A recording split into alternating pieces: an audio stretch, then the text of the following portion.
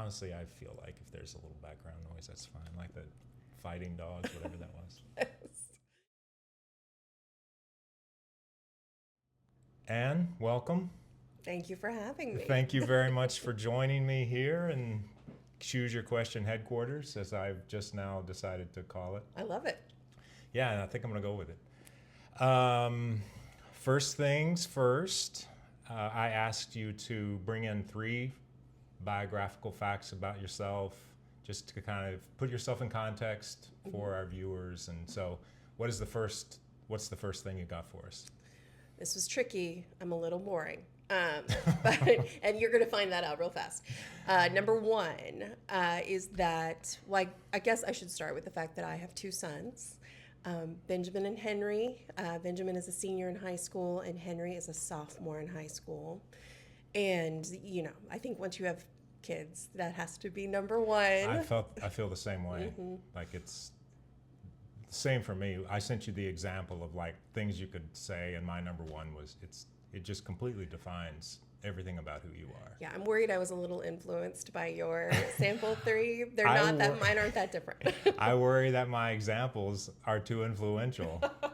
But I mean, not everyone's going to have 2 sons. We just both happen to have 2 sons. Yeah, exactly. My number 2 is that I am from Austin and continue to live in Austin. I didn't go to college in Austin. I wanted out of Austin so much when I was a kid because UT felt so overwhelming.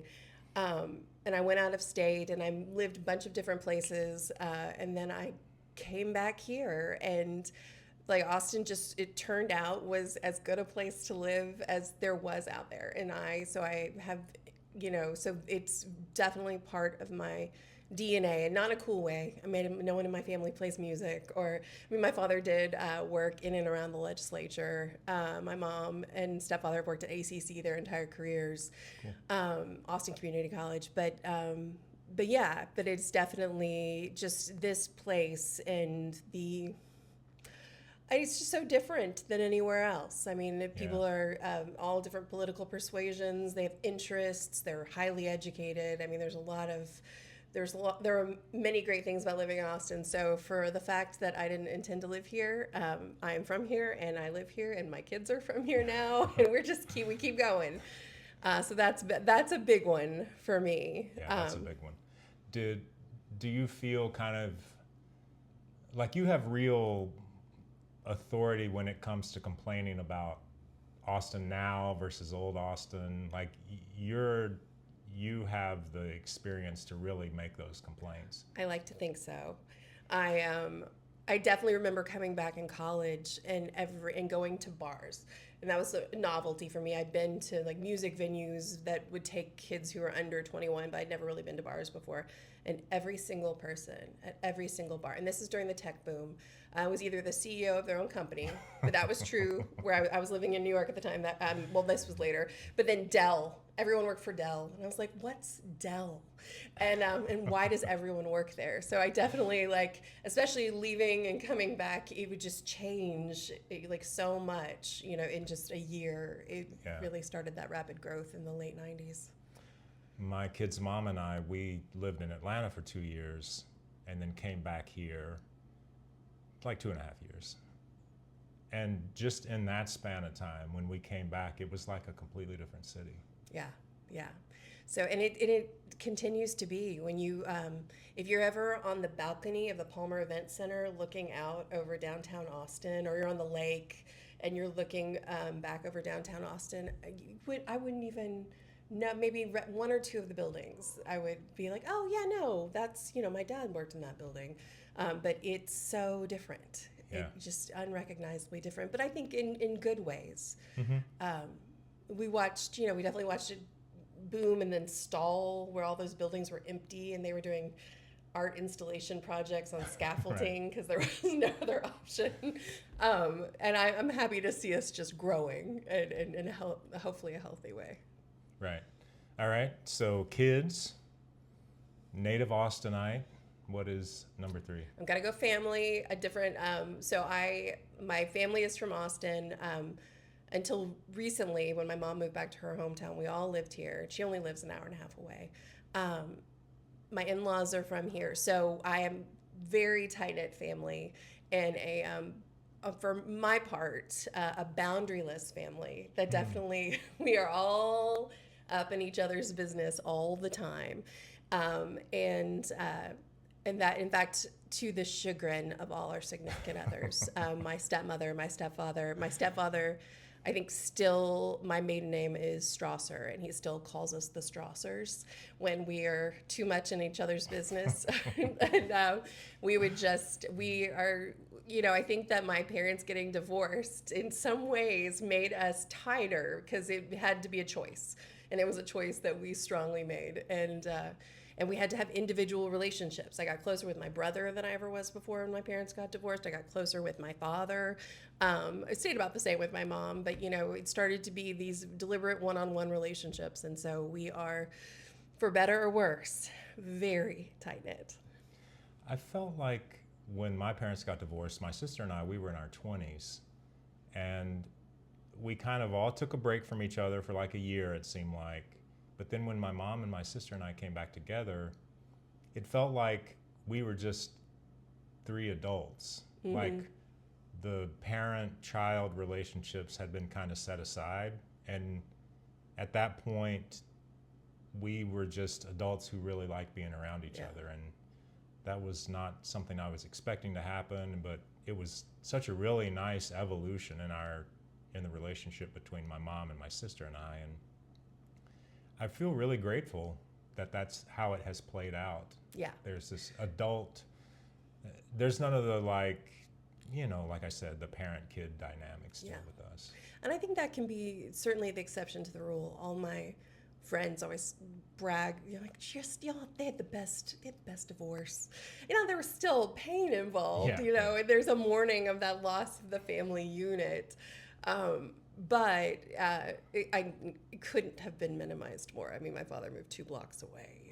It was not a big deal. But then also, I think what helped for us is that my father was such an extreme extrovert. Like, he needed people around all the time. And so, I mean, if I thought that I wasn't going to have dinner with him, I mean, he'd call and I'd say, well, I've already eaten dinner. He'd be like, well, you're going to have dinner with me anyway. I'll pick you up in 5 minutes. And I'm like, oh, okay.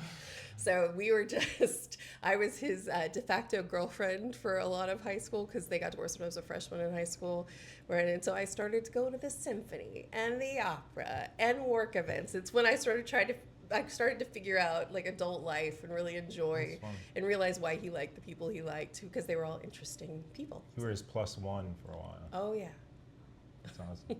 Okay, to recap, you have 2 sons. You are a native Austinite and proud of it. I added that. But I think it's fair to say. Yeah. And you come from a close-knit family that maybe has some boundary issues, but definitely has some boundary issues. But close-knit and generally pretty cohesive, it sounds like. Yeah. My husband has amazing boundaries, and he and my boys have gotten that from him. So I don't think it's going to extend past this generation. Like, it stops with you. Yeah. And I'm so sad. I would love for my boys not to have boundaries with me, but they do, and that's healthy, and I'm supporting that. Okay, and we are back with the main portion of the show, which is the time when you choose your question. Okay. So, if you can, please just choose one and then hand it to me. I'd like to read it to you. Okay. There you go. All the options. A kitty cat joining us. Okay. Right on top. I didn't even dig. I should have dug around. You can dig around if you want. This is me just moving back to Austin. Yeah, just just pick the same one. Okay. Wait. Okay. All right. Let's see which one you got. So this is question. Okay. Join us. There you go.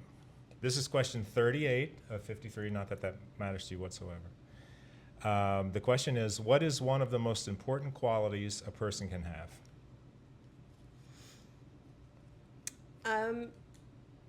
Actually think about this, because, in raising 2 boys, knowing like what to promote. And I think diligence, hard work is the single best quality. The most successful friends I had, of my friends, the ones that have been the most successful they weren't necessarily good at school. They're, I think, all intelligent, but the ones that have really made it the farthest, it's diligence. I have, what's the definition of greatness? Or I think, opportunity, intelligence, and hard work. So, I mean, can't discount opportunity at all because not everyone has that. But I think the key element that you're in control of is diligence. Yeah. I read somewhere back when I think my older son was just a kid, I read something that said that when they do well in school, instead of like praising the grade, you should praise the fact that they worked hard to get that grade. I think that's when I started thinking about that. I think I read the same thing in a parenting book. And yeah, don't praise the effort, not the outcome, or not, aren't you smart, aren't you pretty, but aren't you hardworking? Yeah. I really like how you put that outfit together, not, you're dressed so well, but, so things, making them feel in control of it. But I do think, and I was a really good student who didn't work that hard, and it did not benefit me in later life because no one cares after you graduate what your GPA was, maybe for the first second. Although I do think that our agency made us put in our GPA. It was the first time I thought, I don't know what my GPA was. No one has asked me since the 90s. But no, I think what you learn, and I think one of the main things you can get out of education, because I don't remember, I was an art history major, I don't remember a lot of the facts and the dates and all of that, but like knowing how to sit down and write an essay and the work it takes to put into something to get a good outcome, those are the things that I think I took away from school that were the most useful. Yeah. I think it's the very first song on the Hamilton soundtrack, and he's like listing the qualities, and he says, like the first one he says is working a little bit harder, and then he says something like he's a little bit smarter or whatever. And my kids love that. We listened to that for like a year solid. Oh yeah. And I always love the fact that he echoed that. Like you mentioned the hard work first. Yeah. So I just think there is nothing that gets you further than a willingness to work hard. I saw that in my father, who's, if we talk about anything for very long, you're going to know he's my hero. He was the first person in his family to go to college, and it occurred to him on his own, actually listening to, that radio show with Perry Mason. He was like, he liked the court scenes. He's like, I'm going to be an attorney one day. And then he just directed his whole life toward that. When no one in his family, everyone had been, in farming or worked in factories. I mean, it was just a completely new concept for that family. And he was the first person. And in his obituary, he had cousins, nieces, nephews that attributed like the fact that they went to college because, Uncle Bob did or my cousin Bob did first. Wow. So you had your dad's example. Was there, when you were growing up, was there did you hear this message verbally, or was it more just kind of? I was just thinking of that. As you said, because what he always told us, if he didn't feel like we were putting in the work, is you got to show good faith. That was his expression. And if you felt like you weren't showing up, if you made a commitment to do something and you weren't following through, especially, he'd say, you got to, and especially to my brother, I remember him saying this. Like, he called my brother Bubba, and he called me Annie, and he'd be like, Annie, you got to show good faith, or Bubba, you got to show good faith. And I'm like, okay, and it was the worst thing if you didn't. Right.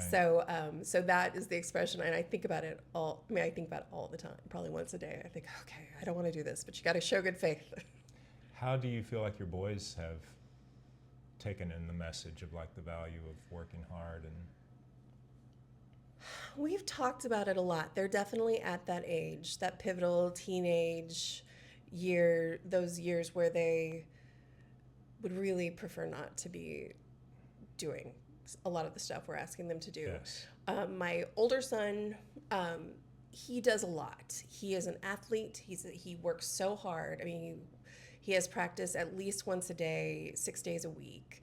And he's a Boy Scout. He's a great student, and so I try to give. So I'm not worried about him. I give him grace when he doesn't want to do something that I'm asking him to do. I think he's doing so much. Like you can't push. This isn't the 80s. You can't just be like, you have to do it all. Like I understand that you're overwhelmed by your commitments that you've made, and we're gonna pick and choose our battles because you're making good choices. With my younger son, he is much more introverted, and we talk about it with regard to school. Like you gotta show up and you gotta get this done, and I need to, and he has, I mean, for high school, I mean, I need to knock on wood, but he's like, I know. He promised me. Did your sons read the Big Nate books? I feel like they did. So the message my son took away from Big Nate was that school was terrible and he didn't have to work. Nate didn't work at school, and he always said, well, when I get to high school, I'm going to kick it into genius mode. And there was even a book called Genius Mode. And I said, okay, Henry, fine. And, I will give you. And he's like, your grades don't matter from grade school or middle school. And I was like, well, I can't dispute that. I didn't know that. No one told me that. I worked from first grade on, like my life depended on it. I said, okay, but like we have an agreement. You're going to kick it into genius mode, right? And he has. So we're giving him that. That he knows. We picked our battles with him, and the battle is right now. It's school. It's school. Do you feel like? What do you feel like the chances are that if they have kids, that this message will get,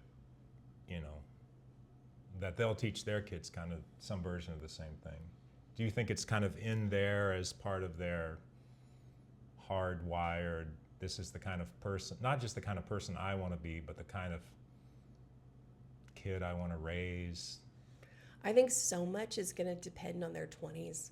I know people that really excelled in high school or didn't, and then becoming an adult and entering the real world, they either spun out because all of those markers that you achieve in life, getting the right GPA and class standings, once those went away, they didn't know what to do with themselves, and they had a time where they floundered. Others who hated school for social reasons or just didn't, jive with the academic atmosphere, realized, oh, the real world where I work so hard, if you work hard, you can achieve, and all of the nonsense that comes from an educational setting goes away. So I don't know. I'm not placing any bets on them yet. Yeah. Benjamin, my straight-laced child, may have just become a hippie or something, I have trouble imagining him. He really likes his hair short. I do think that you have to learn to be able to do certain things to kind of be good at them. The thing that kind of springs to mind is doing crosswords. Like, the only way to be good at doing crosswords is just to do crosswords. And then you kind of develop the understanding for the clues and what the answer and all the little hints that are that are included in it. And it's that way with school. Yeah. Like, even some people just don't have the skill set to like the fact that your dad just decided, I'm going to be an attorney, when that was not any kind of family thing. Mm-hmm. That's impressive, because you have to learn how to study in order to be good at studying, and how to learn how to go to school. And I've heard that about running. I'm not testing the theory, but yeah, I will not be testing it. With crossword puzzles, there are certain names I know. Like today in the New York Times crossword puzzle, Mel Ott. He's a baseball player. Baseball player, yeah. Yeah, I only know that because of the New York Times crossword puzzle. They love his name. Esai Morales comes up a lot because of his first name. But yeah, no, I do. There are certain things, and you have to. And this, I mean, back to diligence. There's also needs to be a willingness to be bad at something, and work at it over time. Which, as someone who naturally excelled in an educational setting, I didn't have any tolerance for not being good at something. I would start something, and if I wasn't good pretty quickly, Yeah. I was out of there. Same. Which doesn't make you an interesting adult, I think. So it's something I'm trying to work on, expanding boundaries that way. It's so hard as a parent you can kind of intellectually believe in something like the value of failure, but to just kind of let your kids experience failure, it's Ooh. extremely difficult. Yeah. And part of me is just like, yeah, just quit. It's totally fine. You don't have to do it if you don't want to, but there's this other part of me that is also like, that's what you did, meaning me, and that's a part of my history that I'm not proud of, and I don't want that for them. Well, I remember asking my mom at some point, like, why did I quit soccer? I always wanted to play soccer, and I did it for a year, and I wasn't any good at it. But I had fun. She's like, oh, it was so painful to watch you, baby. we pulled you out of there. I thought, oh, okay. Like, my parents didn't necessarily even have a tolerance for me not being good at something. That's funny. I mean, if you're paying attention to your kids, you do kind of understand their aptitudes. Yeah. And maybe those aptitudes that they don't have. I think that's fair. And then later, when I was 16 at summer camp, I decided I was going to start soccer again. I'd had this conversation. I was deeply offended by my mom's take on it. It's like, I think I'm going to be good at this. You're going to right or wrong. Yeah. So I signed up for soccer, and I was in junior soccer. So it was a bunch of 10-year-olds and me, and I was 16. I was twice their height, and and they were just destroying me and just like trash talking me to my face. These sweet little girls would be like, kick it past Anne. She's not going to do anything. And I'm like, oh no. And finally, the counselor said, it was too late to drop the class without getting points deducted. This is a very points-based camp. And I said, no, I'm going to stick it out. And she's like, we can waive the points thing for you. I was like, okay, I hear what you're saying. I'm not good at this. So maybe it really was just that painful to watch me play soccer. Yeah, I mean, there is that occasionally. All the hard work in the world. Yeah, not gonna make me good at certain things for sure. I was amazing at aerobics. What was the hardest thing you worked at? What was the hardest thing you worked at when you were a kid that kind of you didn't end up maybe being good at? Does something spring to mind? Piano. Oh, that was gonna be my answer too. Piano. Like at least 10 years of piano lessons, and I never got past the level 1 books. And it was our church organist who taught the piano lessons, and she was so nice, and I was so bad. And my mom bought a Steinway. She was so sure that I was going to be good at this because she hadn't been allowed to take piano lessons or something. I don't remember, but she knew that this was in us, and I was so bad. It never got better. My mom's parents were both very skilled piano players. My granddad had this kind of grand sort of style, but my grandmother, like everything she played, had sort of a swing to it. Oh, I love that. And so they had very different styles, but they were both just phenomenal. And my aunt is great. My mom is great. And so there was this kind of, well, it's a family tradition. You and your sister are going to take piano lessons. And it is just not where my talent was centered. I only did 4 years, and my parents did not buy a Steinway. But they sold it later. My mom sold it to a Mennonite family with like 12 kids. And I thought, good for that piano. Like, it's going to get played. It's going to get used. Yes. Yeah. Any final words on the value of diligence? No, it is something I try to, because it is not maybe something that comes naturally to me. It's something I think about a lot. Like, I don't want to say show good faith again, but I got to get in there and I got to do the work and try new things and not be afraid to fail. Yeah. I think there's a value in, I think for me, I have to think of it in terms of like being a steward of something that I was given, a gift I was given, or maybe a little talent I have. Like, I have to be a good steward of that. It's in me for some reason. Some ancestor of mine had it. What's an example? I think doing something like this, kind of interacting with people. You are a really good conversationalist. Oh, Like, I noticed thanks, that Ann. immediately. Thank you. I've definitely undervalued that in myself, and I've always, not always, but I think I've long assumed that I was kind of just a misanthrope in a way.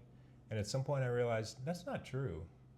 Maybe, at some point when I was younger and it was grunge music was popular and all I was listening to was all this angsty music, maybe it was true then, but it's not true anymore. Like, I enjoy talking to people, and I think I'm pretty good at it, and that's a big part of kind of what got all this started. And Yeah.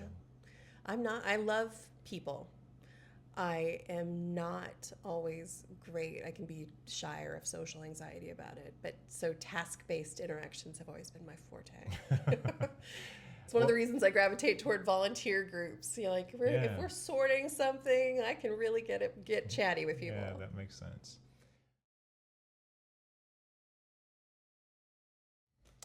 All right, Anne, we are back with our final segment. I asked you to bring in some sort of recommendation or words of wisdom that mean something to you. What do you have for us? I do have a favorite quote, Okay. and I've always kept it. I kept it on a card on my bulletin board at work, and I've always had it written places. Now I think it lives on the fridge in our guest house. But it is from Jane Austen, my favorite author. And it is from Pride and Prejudice, and it's for what do we live for but to make sport for our neighbors and laugh at them in our turn.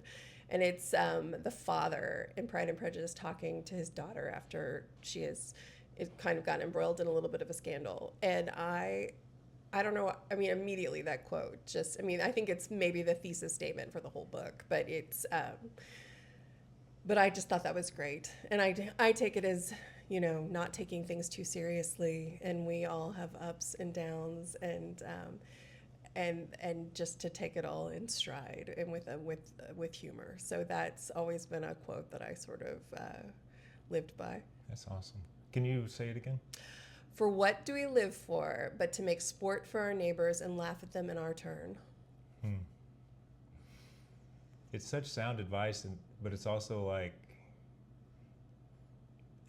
I feel like that is something that is a lesson that I could stand to hear in my life, because I've had a very hard time taking myself too seriously over the. We all do. Yeah. And anything that kind of reminds me of, like, maybe just tone that down a little bit. Yeah. I had another one, and I'm not going to get this one entirely right, but it's Robert Rauschenberg, and they were both on my Post-it notes I pinned to my bulletin board at different times. But because there is no other option, each man can be measured by how he responds to change. I'm not going to get that quote entirely right, and I liked that one too. Yeah. But I feel like I love Jane Austen and social commentary, and so and I feel like so much of my life and career has resonated with me. I was in government relations, it just felt like a lot of gossiping half the time. Yeah. What is your favorite adaptation of Jane Austen? Any of her books, I guess, or Pride and Prejudice, if you just want to focus on that. Well, I really liked the BBC miniseries from the 90s with Colin Firth. Colin Firth, yeah, that's the classic, right? There's a really good Northanger Abbey, which I wouldn't have expected, that is relatively new. And then was it Felicity Jones? Yes. I thought she was amazing in that. I thought so too. And I don't even think that story or that novel was finished. I mean, it was incomplete, so they did a really good job with that. And then there's, there's a good Persuasion. There's so many Persuasions, but I can't even think who's in it.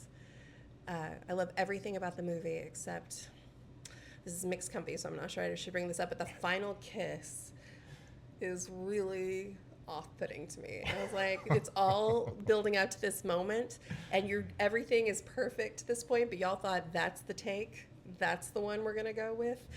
I'm happy for it to be a little awkward, but it was like, ugh. I don't know. That's not where I thought this conversation was gonna go, but boo, there's one that's really good. I really like them all mostly, as long as they're Yeah. the most recent one with Dakota Johnson. I think it's a Pride and Prejudice. I got like 15 minutes in and I was like, I'm out. I've not had the pleasure of seeing that. They change the dialogue so that she says things that other people are saying to each other about her, but and it's just not what anyone, not just during that time period, but would say ever. Yeah. And it's a weird hot take. It's not the acting, but I do just truly the script, and they made some bad choices. I feel like one hears the names Jane Austen and Dakota Johnson, and you don't automatically see a connection between the two. No. Maybe I should say I don't automatically. But I thought Clueless as an adaptation of Emma was amazing. Yeah. Like it can be unexpected. It can be different, but it's not always. You take risks. Some of them work out. You some do. of them don't. You roll the dice.